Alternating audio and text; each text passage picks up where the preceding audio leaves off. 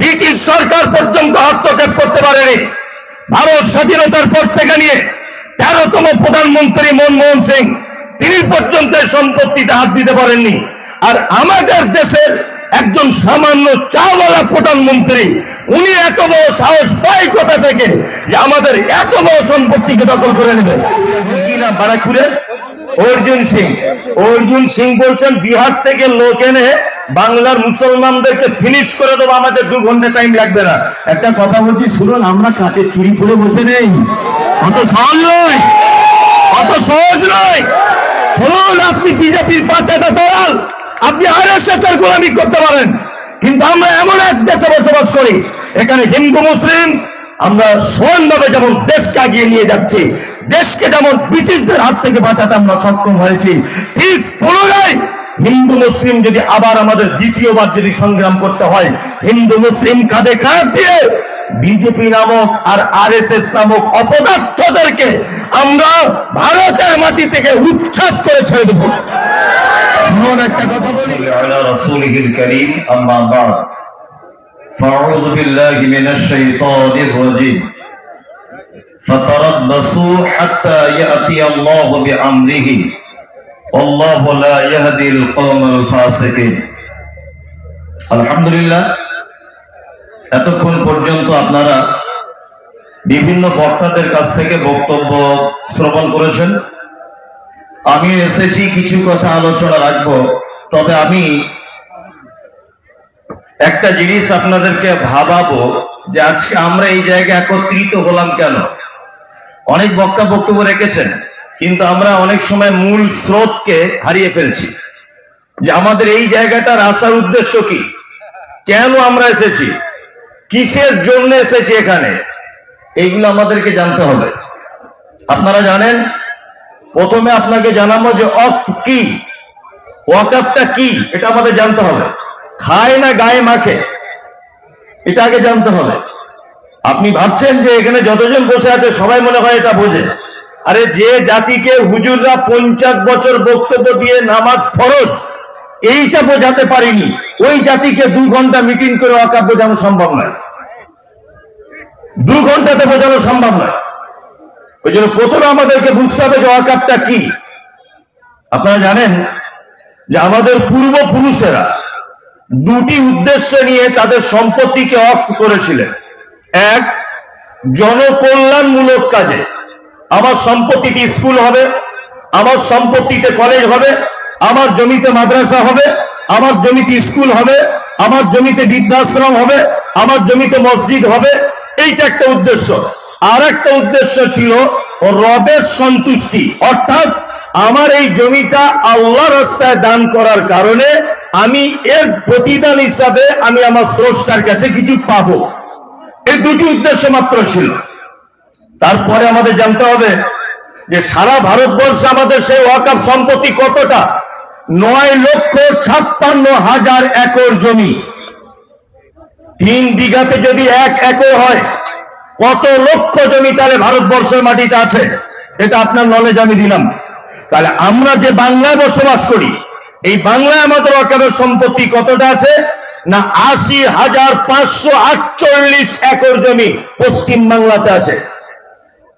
আপনারা এটা জানেন।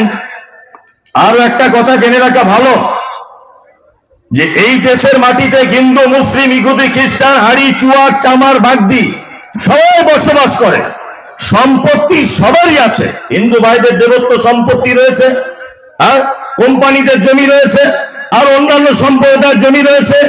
আমাদের ওয়াকফের সম্পত্তির প্রতি ভারতবর্ষের সরকারের এত লোভ কেন, এই কেনটা আমাদের জানতে হবে। আপনারা জানেন জঙ্গলে অনেক প্রাণী বাস করে, তার মধ্যে বাঘ একটা প্রাণী আছে, বাঘ। আপনারা টিভিতে দেখবেন বাঘ গরুর মাংস খায়, ছাগলেরও খায়, ও মহিষেরও খায়, সবার মাংস খায়, কিন্তু কারো মাংস অতটা পছন্দ করে না যতটা পছন্দ করে হরিণের মাংস। দেখতে পাবেন না, টিভিতে দেখবেন হরিণ পেলে ছুটবে, তারপর ও জানে যে এর মাংস খুব টেস্টফুল আর এর মাংস উপকারিতা অনেক বেশি। দেবত্ব সম্পত্তিতে নরেন্দ্র মোদীর কোন রকমের ইন্টারেস্ট নেই, কোম্পানিদের সম্পত্তিতে নরেন্দ্র মোদীর কোন রকমের ইন্টারেস্ট নেই, মুসলিমদের সম্পত্তির উপরে এত কেন দরদ?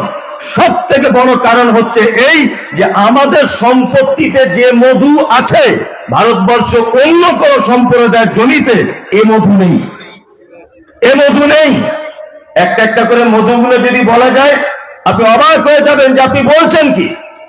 ওয়াকাফ বাঁচাও, ওয়াকাফ বাঁচাও, ব্রিগেড যেতে হবে, কলকাতা যেতে হবে, প্রয়োজনে দিল্লি যেতে হবে, সব ঠিক, কিন্তু এটা ভাবাতে হবে যে আমরা এই জায়গায় কেন, ওয়াকাফ আমাদের কাছ থেকে চলে গেলে আমাদের ক্ষতি কোথায়, এগুলো আগে জানতে হবে।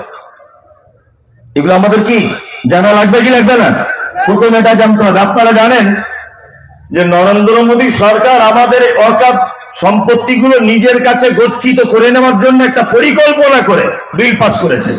আসলে আমি বলতেও খারাপ লাগে, মায়ের আছেন তবুও বলছি, নরেন্দ্র মোদী এমন একজন মানুষ, উনি পরের জিনিসের লোভ করেন বেশি। ওই জন্য দেখবেন নিজের বউকে নিয়ে সংসার না করে বাংলাদেশে হাসিনাকে নিয়ে বসে আছে। উনি এমনি পরের জিনিসে ভক্ত। কি বলছি বুঝতে পারছেন না? উনি পরের জিনিসে, পরের সম্পত্তিতে একটু ইন্টারেস্ট বেশি।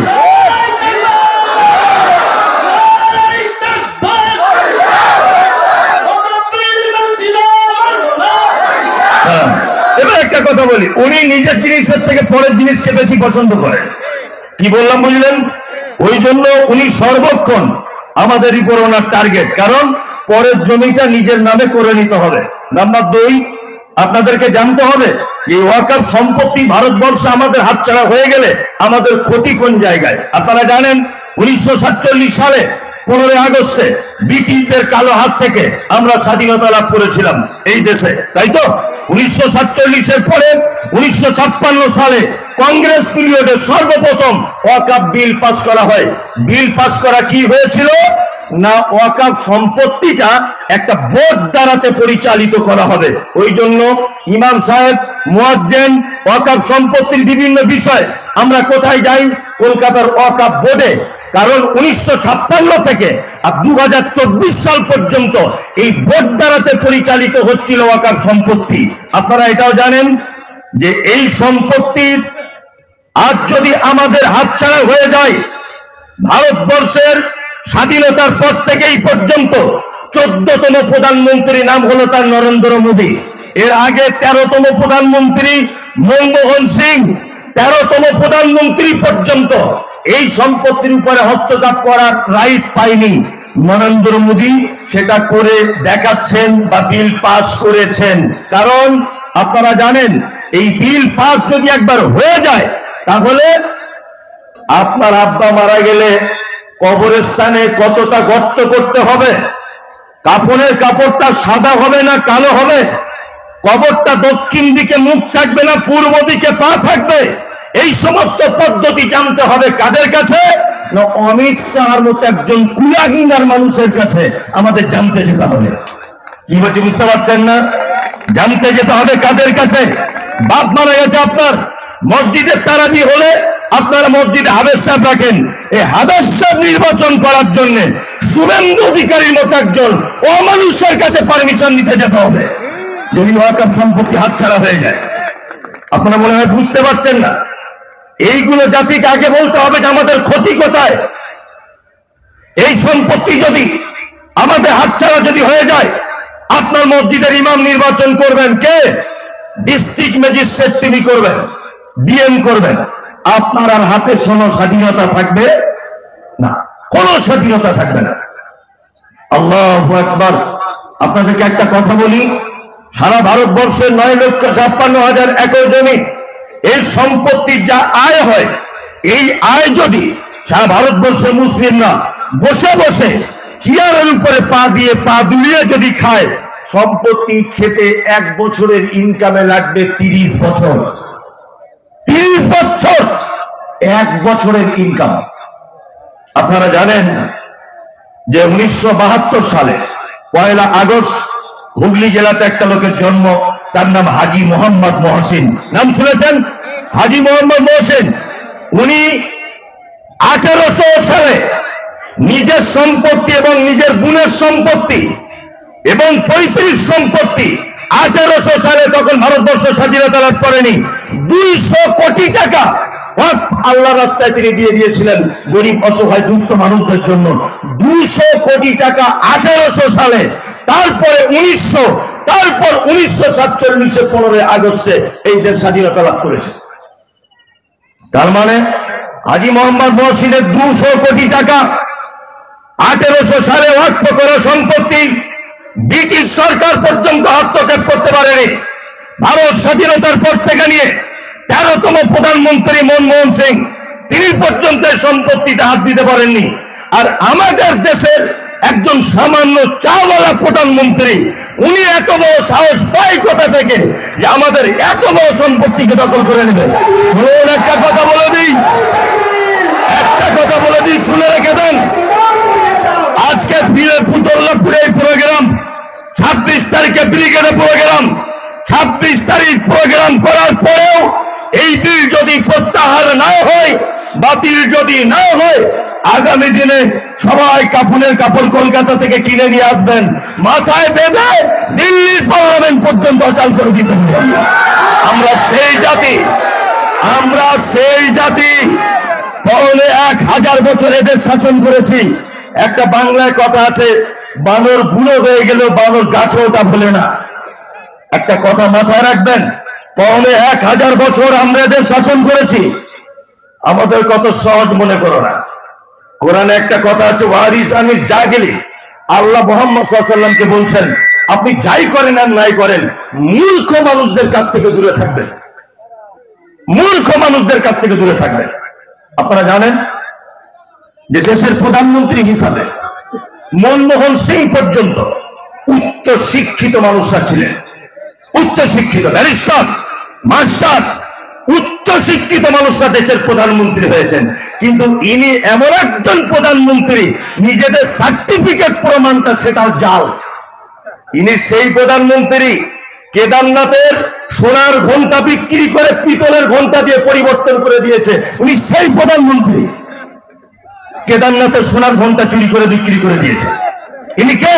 ইনি সেই প্রধানমন্ত্রী। সব থেকে বড় লজ্জা এবং সব থেকে বড় দুঃখ সেটা হচ্ছে এই, আপনারা জানেন যে আমাদের উপরে এত অত্যাচার কেন, আমাদের উপরে এত টার্গেট কেন? আসলে এই বিজেপি নামক আরএসএস দ্বারা পরিচালিত দলটি, এটা একটা সাম্প্রদায়িক দল। তার প্রমাণ আপনারা জানেন যে 1992 সালে 6 ডিসেম্বর বাবরি মসজিদকে কেন্দ্র করে এরা এসেছিল, ক্ষমতা দেখাতে পারেনি। তারপরে 2014 সালে ক্ষমতা এসেছে, 14 সালের পরে ওইখানে রাম মন্দির নির্মাণ করেছেন। তারপরে কখনো এনআরসি, আবার কখনো কখনো বলছেন মসজিদের তলাতে নাকি সব শিবের লিঙ্গ পাওয়া যাচ্ছে। মনে মনে ভাবছি, শিব তোমাকে অসংখ্য ধন্যবাদ, শিব তুমি বুঝতে পেরেছো মসজিদ দামি জায়গা, আর এই নরেন্দ্র মোদী বুঝতে পারলো না যে সে মসজিদ কেমন জায়গা। হ্যাঁ, শিব বুঝতে পেরেছে, শিব কালো হাত ভেঙে দাও, খুইয়ে দাও।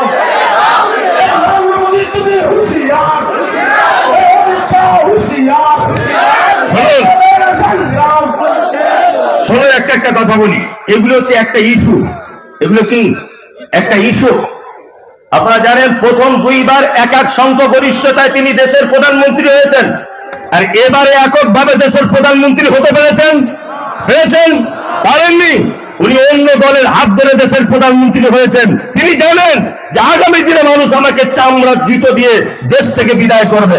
ওই জন্য একটা সাম্প্রদায়িক দাঙ্গা বাঁধানোর জন্য এই বিল পাস করে দিয়েছেন, যাতে হিন্দু মুসলিম রাস্তাঘাটে, এখানে ওখানে মাঠে ঘাটে, কলকাতার ব্রিগেডে, কখনো বিয়েতে, কখনো দমদমে, কখনো ব্রিগেডে, কখনো দিল্লিতে, যে কোনো জায়গাতে, যে কোনো ভাবে সাম্প্রদায়িক দাঙ্গা হোক। আর এটা তো সেই প্রধানমন্ত্রী গুজরাটের দাঙ্গাতে অজস্র নারী পুরুষকে হত্যা করেছিলেন, ইনি সেই প্রধানমন্ত্রী। মুজাফফরনগর আমরা ভুলে যাইনি, আসামের কথা আমরা ভুলে যাইনি, মণিপুরের কথা আমরা ভুলে যাইনি, ত্রিপুরার কথা আমরা ভুলে যাইনি। ইনি সেই প্রধানমন্ত্রী যিনি দাঁড়িয়ে থেকে মসজিদ ভাঙেন, ইনি সেই প্রধানমন্ত্রী। এনার কাছে আমরা ভালো কিছু আশা করতে পারি না। তবে একটা কথা বলে রেখে দিচ্ছি, শুনে রেখে দেন। সোশ্যাল মিডিয়ার মাধ্যমে আমার এই কথা যতদূর পর্যন্ত যাবে, সকলের প্রতি সম্মান, ভালোবাসা, শ্রদ্ধা জানিয়ে বলছি, আমরা অত সহজে এ বিল মেনে নেব না। 2% শুনুন, 2% মানুষ তারা যদি ভারতবর্ষে কৃষি বিল যদি বাতিল করতে যদি পারে, আমরা 33% মুসলমান ভারতবর্ষে, আমরা এই বিল অত সহজে ছাড় দেব না, অত সহজে ছাড়বো না। আর একটা কৌশল আপনাদেরকে বলে দিয়ে যাচ্ছে, এটা কেউ বলেনি, কোনো বক্তা বলতে মনে ভুল করেছে। সেটা কি? এগুলো লজিক, ঠান্ডা মাথাতে এগুলো করা হচ্ছে। 1992 6 ডিসেম্বর যখন বাবরি মসজিদ ভাঙা হয়, কি বললাম বুঝলেন? মুসলিমরা যখন উত্তেজিত হয়ে যাচ্ছে, মসজিদ ভেঙে দিচ্ছে আমাদের, তখন ঠিক ঠান্ডা পানি মাথায় ঢেলে দিয়ে বলছে, আমরা সুপ্রিম কোর্টে কেস করে দিয়েছি, তোমরা মসজিদ আবার ফিরে পাবে। ভালো করে বুঝবেন, সেই শুনানি চলতে চলতে চলতে চলতে চলতে চলতে ঠিক নরেন্দ্র মোদীর সময় রায় বার করে দিল, এটা আদৌ মসজিদ ছিল না মন্দির ছিল। কি বলছি বুঝতে পারছেন? এই যে কোর্টে মামলা শুরু হয়েছে, সুপ্রিম কোর্টে, ওয়াকফ বিল বাতিল করতে হবে কি হবে না, দেখবেন এই শুনানির বিচার শেষ হবে। আমি মুমতাজুল ইসলাম বলছি, যদিও রাষ্ট্রপতি বলেছেন 3 মাসের ভিতরে বিচার ক্লিয়ার করে দিতে হবে, রায় দিতে হবে, কিন্তু দেখবেন এই বিচার ঠেলে ঠেলে ঠেলে ঠেলে ঠেলে ঠেলে এমন জায়গায় নিয়ে যাবে, শেষ পর্যায়ে গিয়ে আন্দোলন যখন থেমে যাবে, ঠান্ডা মাথায় ঠান্ডা ঘরে বসে বলবে মুসলমানদের ওয়াকফ বলে কিছু ছিল না, এটা ফালতু। দেখবেন, ওই জন্য বলছি, সুপ্রিম কোর্টের উপরে আমাদের বিশ্বাস, ভালোবাসা, ভারতের সংবিধানের প্রতি আমাদের শ্রদ্ধা রয়েছে। তারপরে বলবো, সুপ্রিম কোর্ট কখন রায় দিল না দিল ওটা আমাদের কথা নয়। আমাদের আন্দোলন যদি থেমে যায়, তাহলে আমরা হেরে গেলাম, এটা মাথায় রেখে দেবেন, হেরে গেলাম আমরা। আন্দোলন বিরতিহীন চলবে, যে যেখানেই ডাকুক আমাদের সেই সমস্ত ডাকে সাড়া দিতে হবে। কে কোন মাযহাব, কে কোন দল, কে কোন কি করে, কে পীর, কে হুজুর, কে আহলে হাদিস, কে তাবলীগ, এসব দেখে লাভ নেই। এখন আপনাকে কেউ জিজ্ঞাসা করলে আপনি বলবেন আমি একজন মুসলিম। কি বলতে হবে? আমি একজন মুসলিম। আমাদেরকে নিয়ে তুমি খেলা করো, আমরা কারা জানো? আর 1000 বছর স্বাধীনতা আমরা এদেশ চালিয়েছি, তারপরে 180 থেকে 200 বছর ব্রিটিশ পিরিয়ড চলেছে এই দেশে। এই ব্রিটিশ বিরোধী আন্দোলনে সর্বপ্রথম যারা শহীদ হয়েছে, এক রাত্রিতে 40,000 ওলামাদেরকে মেরে ফেলা দেওয়া হয়েছে। ইতিহাস বলে দিল্লির চাঁদনি চক থেকে দিল্লির খায়বার পর্যন্ত এমন কোন বৃক্ষরাজি ছিল না যে গাছের ডালে আলেম ওলামা দাড়ি টুপিওয়ালাদের লাশ ঝোলানো ছিল না। শুধু এই নয়, আমরা এদেশের অবদানের কথা যদি বলতে চাই, তাহলে আপনাকে দিল্লির গেটে গিয়ে ঘুরে আসতে হবে। 60 থেকে 62,000 আলেম ওলামা মুসলিম শহীদদের নাম লেখা আছে, শুভেন্দু অধিকারীর বাবার নাম লেখা নেই, ওইখানে দিলীপ ঘোষের বাবার নাম লেখা নেই, নরেন্দ্র মোদীর জ্যাঠার নাম লেখা নেই, ওখানে যাদের নাম লেখা আছে আমরা তারা, আমরা তারা। সুকান্ত মজুমদারের জ্যাঠার নাম ওখানে লেখা নেই, আছে কাদের নাম? মাওলানা ইসমাইল অমৃতসরী, ফজলে হক খায়রাবাদী, মাওলানা আহমদুল্লাহ, মাওলানা ইসফাকুল্লাহ, মীর নিসার আলী, এদের নাম দিল্লির গেটে লেখা আছে। তোমাদের বাপ চাচাদের, ঠাকুরদাদের, তোমাদের জ্যাঠাদের কারোর নাম লেখা নেই। শুধু তাই নয়, আমরা কোন জায়গায় ভারতবর্ষে পিছিয়ে আছি এটা আমাদেরকে দেখাতে হবে। যত সাহস ভাবছে ততটা সাহস। কোন জায়গাতে পিছিয়ে আছি? স্বাধীনতা আন্দোলনে প্রথম শহীদ কারা? আমরা প্রথম শহীদ। ভারতবর্ষ আপনারা জানেন ইন্টারন্যাশনাল ক্রিকেট খেলা হয়, ওই ইন্টারন্যাশনালে খেলতে আমরা ছেলে পাঠিয়েছি, মোহাম্মদ জাহির খানকে পাঠিয়েছি, ইউসুফ পাঠানকে, মোহাম্মদ শামিকে পাঠিয়েছি খেলতে। আমরা গান গাইতে লোক দিতে পারেনি, মোহাম্মদ রফিককে দিয়েছি আমরা। মোহাম্মদ সাবিরকে আমরা দিয়েছি। আমরা কোন জায়গায় পিছিয়ে? তোমাদের সিনেমার জগৎ টিকিয়ে রাখার জন্য আমরা মুসলমানরা লোক দিতে পারিনি। গোটা খান পরিবার, সালমান খান, শাহরুখ খান, আরবাজ খান, কাদের খান, সব খান পরিবারকে তোমাদের কাছে আমরা দিয়ে দিয়েছি। আমরা কোন জায়গায় পিছিয়ে এটা আমাদের বলতে হবে।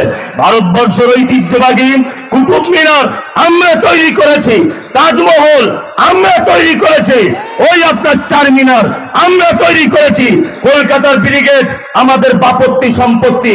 আপনারা জানেন কলকাতার নেতাজি সুভাষচন্দ্র বিমানবন্দর, আজকে আপনি যাবার পথে দেখবেন ভিতরে একটা মসজিদ আছে, আছে না নেই? মসজিদ আছে মানে ওটা আজগবি এক রাত্রিতে মসজিদ হয়নি, কোন না কোন এক সময় ওখানে মুসলিম বস্তিরা বসবাস করত। আপনারা জানেন কলকাতা একটা জায়গার নাম হচ্ছে টালিগঞ্জ, আসল জায়গাটার নাম হচ্ছে টি আলীগঞ্জ। ইতিহাস খুলে দেখবেন যার আসল নাম হচ্ছে তাগের আলীগঞ্জ। কলকাতার হাইকোর্ট আমাদের সম্পত্তির উপর অবস্থিত রয়েছে, আলিপুর আবহাওয়া দপ্তর আমাদের সম্পত্তির উপর অবস্থিত রয়েছে, east Bengal club, Mohun Bagan club আমাদের সম্পত্তির উপর অবস্থিত রয়েছে।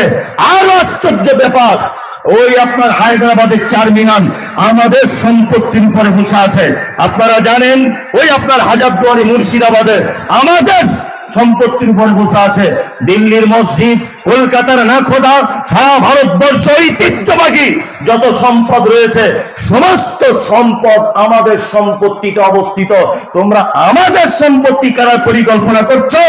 আমরা সেই জাতি, এর আগে পৃথিবীর বিখ্যাত কুফার, তার নাম ফেরাউন, আমাদের কাছে টিকতে পারেনি, নমরুদ টিকতে পারেনি, কারুন টিকতে পারেনি, আবু জেহেল টিকতে পারেনি, আবু লাহাব টিকতে পারেনি। সব থেকে বড় প্রমাণ, ইমামদারদের সঙ্গে যারা এই খেলা করেছে তারা টিকতে পারেনি। তার জ্বলন্ত প্রমাণ 2024 সালের শেখ হাসিনা, বাংলাদেশের হাসিনা পর্যন্ত টিকে থাকতে পারেনি।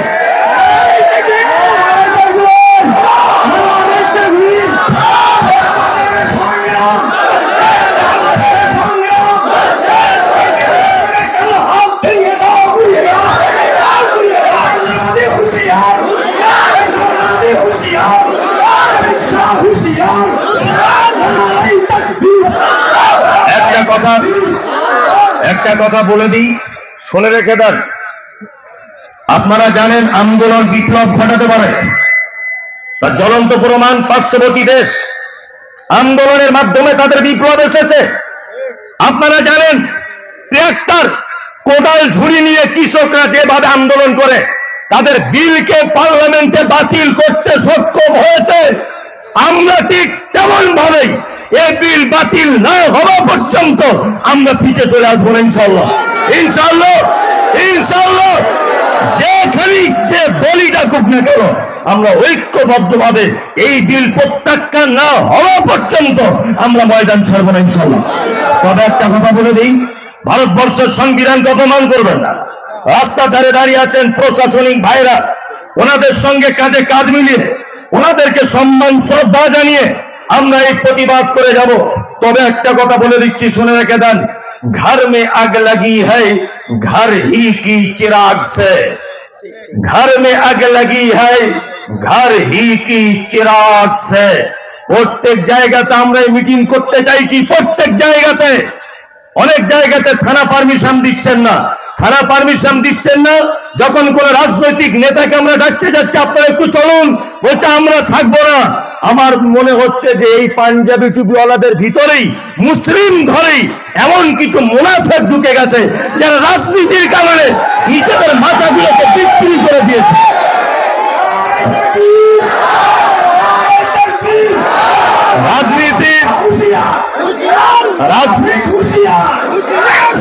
একটা কথা বলি, কিছু রাজনৈতিক অসাধু নেতা কোন পার্টি করে এটা দেখার দরকার নেই। সে যদি মনে করে যে আমার উপর মহল থেকে থানায় পারমিশন আনতে যাওয়া মানা আছে, তাহলে আমি বলে দিই যে তোমার নামের পাশে যে ইসলাম শব্দটা আছে এটা তুমি মুছে দাও। তুমি এ নামের কলঙ্ক। কারণ এই সময়তে যদি তুমি তোমার জাতিকে বাঁচানোর উদ্দেশ্যে তুমি যদি গ্রামের মানুষকে ভাবাতে না পারো, তোমার পাড়ের মানুষকে যদি ভাবাতে না পারো, তাহলে আমাদের পিছনে দেয়াল থেকে গিয়ে আমাদের যখন মৃত্যুর সঙ্গে লড়তে হবে তখন তুমি ভাবাবে, কখন ভাবাবে জাতিকে? আজকে আন্দোলনে দেখুন দেখুন আপনারা তাকিয়ে, দাড়িওয়ালা চাচা হাঁটতে পারে না, ও মাথায় পাগড়ি পরে কোথায় যাচ্ছে? চাচা বলছে ফিয়েতে যাচ্ছে, ওখানে প্রোগ্রাম হবে। কিন্তু এলাকায় খোঁজ নিয়ে দেখুন, বড় বড় পার্টির নেতা লিডার তারা ধারে পাশে কেউ আসবে না। সব বুঝতে পারছি আমরা, আসবে না। চাচা তুমি এসে কি করবে? তুমি চোখে কম দেখো, কানে কম শোনো, তোমার এসে কাজ কি? ও আসছে ওর ইমানি শক্তিতে, কিন্তু এ তার ইমানকে রাজনৈতিক দলের কাছে বিক্রি করে দিয়ে ইমান হারা হয়ে বসে আছে। কি বলছি বুঝতে পারছেন না? শুনুন একটা কথা বলি, এর আগে আপনারা ব্রিগেড বিভিন্ন রাজনৈতিক দল তাদের ডাকার কারণে আপনারা ভরিয়ে দিয়েছেন রাজনৈতিক দল।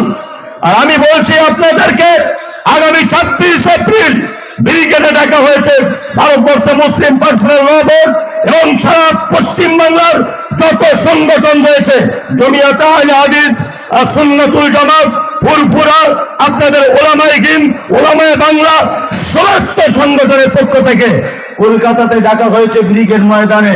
আমরা আমাদের নিজস্ব সম্পত্তির উপরে বসে মিটিং করে আসবো ইনশাআল্লাহ, ইনশাআল্লাহ, ইনশাআল্লাহ।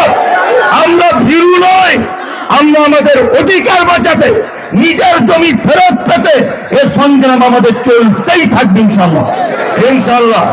আমাদেরকে কেউ এই দলের ভিতরেই অনেক টুপিওয়ালা আরএসএস থাকতে পারে, মাথায় রাখবেন। অপরিচিত লোক প্যান্ট শার্ট পরে এখানে আরএসএস ও থাকতে পারে, মাথায় রাখবেন। জঙ্গিপুরের অবস্থা কি হয়েছে?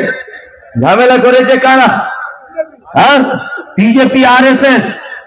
জবানবন্দি নেওয়া হচ্ছে, জবানবন্দিতে বাংলায় কথা বলতে পারছে না তারা সাংবাদিকদের সামনে। জঙ্গিপুরে কি বাঙালি বসবাস করে? এই বিহারিরা থাকে জঙ্গিপুরে? কারা থাকে? সব বিহার থেকে শুভেন্দু বাবু, ওই আপনার দিলীপ বাবু লোক ভাড়া করে নিয়ে এসেছেন।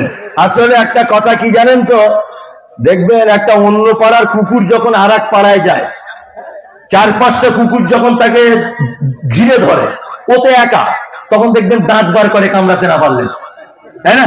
তার মানে দাঁত বার করে বলতে চাইছে আমি তো পারবো না, অন্তত দাঁতটা বার করি।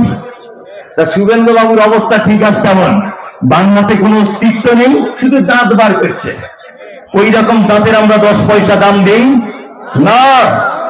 এই আপনারা জানেন, আপনাদের এখানকার এমপি ছিলেন পাশে বিজেপির একজন, কি নাম বারাকপুরের?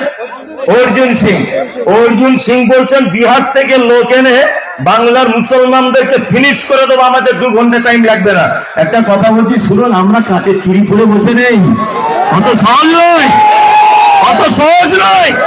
শুনুন, আপনি বিজেপির 5টা দল, আপনি আরএসএস এর গোলামি করতে পারেন, কিন্তু আমরা এমন এক দেশে বসবাস করি, এখানে হিন্দু মুসলিম আমরা সমানভাবে যেমন দেশকে এগিয়ে নিয়ে যাচ্ছি, দেশকে যেমন ব্রিটিশদের হাত থেকে বাঁচাতে আমরা সক্ষম হয়েছি, ঠিক পুনরায় হিন্দু মুসলিম যদি আবার আমাদের দ্বিতীয়বার যদি সংগ্রাম করতে হয়, হিন্দু মুসলিম কাঁধে কাঁধ দিয়ে বিজেপি নামক আর আরএসএস নামক অপদার্থদেরকে আমরা ভারতের মাটি থেকে উচ্ছেদ করে ছেড়ে দেব। একটা কথা বলি, আমাদের কবরস্থান যদি দখল করার পরিকল্পনা করো, একটা কথা বলে রেখে দিচ্ছি, শুনে রেখে দাও। শুভেন্দু বাবু, দিলীপ বাবু, নরেন্দ্র মোদী, অমিত শাহ, সুকান্ত মজুমদার, শোনো, আমাদের বাংলার 100 কবরস্থান যদি দখলদারিতে আসো, তাহলে অবশ্যই কাপড়ের কাপড় কিনে নিয়ে তবে এসো, ওই কবরস্থানই আমরা সাইজ করব। আমরা অত সহজে চাইবো না। আমাদের বাপের পৈতৃক সম্পত্তি বাঁচাবার উদ্দেশ্যে আমরা এ কাজ করব। তবে একটা কথা বলে রেখেছি, শুনে রেখে দেন, হিন্দু ভাইদের সঙ্গে আমাদের ভ্রাতৃত্ব আজও আছে, আজও আছে। এই ভ্রাতৃত্বটা এখন নষ্ট করছে অসাধু রাজনৈতিক দলেরা। কি বলছি বুঝতে পারছেন? হ্যাঁ, একদম। আমি ছোটবেলাতে যখন মামার বাড়ি গেছি, আমার মামার গ্রাম পুরো হিন্দুদের গ্রাম, আমার মামারা 3 ঘর বসবাস করে। কত আমি হিন্দু বাড়িতে গেছি, বন্ধু বান্ধব আজও আছে, কোনো সমস্যা ছিল না। এখন এই কিছু লেড়ি খেড়ি নেতা, এরা এসে হিন্দু মুসলমান, আসলে রাজনৈতিক মানে উন্নয়ন নিয়ে তো মানুষের সামনে ভোট চাইতে পারছে না, কিছু তো করেনি। সব 15 লাখ টাকা করে ব্যাংকে ঢুকে গেছে, আপনাদের ঢুকে গেছে, ওইটা বলতে পারছে না। কেমন মুনাফেক আর কেমন বদমাইশ দেখুন। এইদিকে ওয়াকাফ বিল নিয়ে ঝামেলা বাঁধিয়ে দিয়ে ওষুধের দাম বাড়িয়ে দিয়েছে, ভিতরে ভিতরে গ্যাসের দাম বাড়িয়ে দিয়েছে। আচ্ছা বলুন তো, গ্যাসের দাম মুসলমানদের কাছে একরকম আর হিন্দুদের কাছে একরকম, এরকম ব্যাপার? সবার কাছে এক। হ্যাঁ, তার মানে হিন্দু বিপদে মুসলমানও বিপদে। সব থেকে ভালো আমরা দুজনা, হিন্দু মুসলিম কাঁধে কাঁধ দিয়ে যেমন ব্রিটিশদেরকে দেশ থেকে আমরা তাড়িয়েছিলাম, ঠিক তেমন আবার আগামী নির্বাচনে আসুন সব কাঁধে কাঁধ দিয়ে এই অপদার্থ প্রধানমন্ত্রীকে আমরা দেশ থেকে বিদায় জানিয়ে দিই। কি বলতে বুঝতে পারছেন না? আমি খুব সংক্ষিপ্ত আকারে অন্য জায়গায় প্রোগ্রাম আছে, চলে যাব। আপনারা জানেন যে আমার সঙ্গে একজন রয়েছেন, ওনাকে আমি এখানকার দায়িত্ব ছাড়া কথা বলছি, যে উনি উত্তর 24 পরগনা ইমাম অর্গানাইজেশনের সহকারী সম্পাদক মাওলানা আকবর ভাই, তিনি আমার সাথে এসছেন। হয়তো সুযোগ পেলে তিনিও কিছু কথা বলবেন। আমি আমার সংক্ষিপ্ত বক্তব্য এখানে শেষ করছি। আসসালামু আলাইকুম ওয়া রাহমাতুল্লাহ। সকলেই ভালো থাকবেন, সুস্থ থাকবেন। ইনশাআল্লাহ ব্রিগেডে দেখা হবে ইনশাআল্লাহ। ইনশাআল্লাহ। লিল্লাহি তাকবীর, লিল্লাহি তাকবীর, লিল্লাহি তাকবীর। ওয়াকাফ আমার সম্পদ, চুরি করেছে চৌকিদার। ওয়াকাফ আমার অধিকার, ওয়াকাফ আমার অধিকার, ওয়াকাফ আমার অধিকার। ওয়াকাফ বিল মানছি না, মানব না। ওয়াকাফ বিল প্রত্যাহার করতে হবে, ওয়াকাফ বিল প্রত্যাহার করতে হবে। ওয়াকাফ বিল প্রত্যাহারের দাবিতে আমরা ময়দান ছাড়ছি না, ছাড়বো না। ব্রিগেডে দেখা হবে। সকলে ভালো থাকুন। আসসালামু আলাইকুম ওয়া রাহমাতুল্লাহ। না চলে যায়, আপনি বলে দেন। কেউ চলে যাবেন না ভাই, প্রত্যেকে বসে যান। কেউ চলে